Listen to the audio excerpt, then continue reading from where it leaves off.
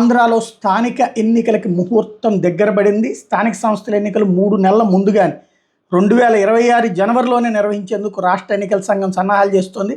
5 ఏళ్ల పదవీ కాలం ముగియడానికి 3 నెలల ముందుగా ఎన్నికల నిర్వహణకు చట్టంలో ఉన్న వెసులుబాట్ల మేరకు ఏర్పాటు చేయాలని నిర్ణయించింది. ఈ మేరకు రాష్ట్ర ఎన్నికల కమిషనర్ నీలం సాహ్ని పంచాయతీరాజ్ పురపాలక శాఖల కమిషనర్లకు బుధవారం లేఖలు పంపించారు.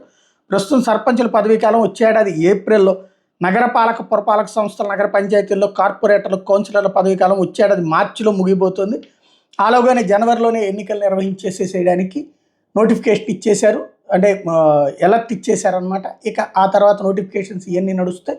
దాంతో ఎన్నికల సమరం దాదాపుగా అప్పటికి 20 నెలలు అవుతుంది అనుకుంటా కొత్త ప్రభుత్వం ఏర్పడి. ఎందుకంటే లాస్ట్ ఇయర్ జూన్లో కదా వచ్చినటువంటిది. అప్పటి నుంచి చూసుకున్నప్పుడు దాదాపుగా 18-20 నెలల టర్మ్ పూర్తయ్యాక తొలి పరీక్ష అన్నటువంటిది కూటమికి ఎదురవుతుంది. అదే సందర్భంలో దారుణ పరాజయం పాలై 11 సీట్లకు పరిమితమైనటువంటి ప్రతిపక్షానికి పుంజుకుంటుందా లేదా అన్నటువంటిది తేలిపోబోతుంది. మొన్నటిసారి చూస్తే జిల్లా పరిషత్తులు క్లీన్ స్వీప్ చేసింది వైఎస్ఆర్ కాంగ్రెస్ పార్టీ. అలాగే మున్సిపాలిటీల్లో వచ్చేటప్పటికి కేవలం 4 మున్సిపాలిటీలు మాత్రమే, 75 ఒకసారి, 20 ఒకసారి, 95కి జరిగినప్పుడు 4 మాత్రమే తెలుగుదేశం గెలుచుకుంది.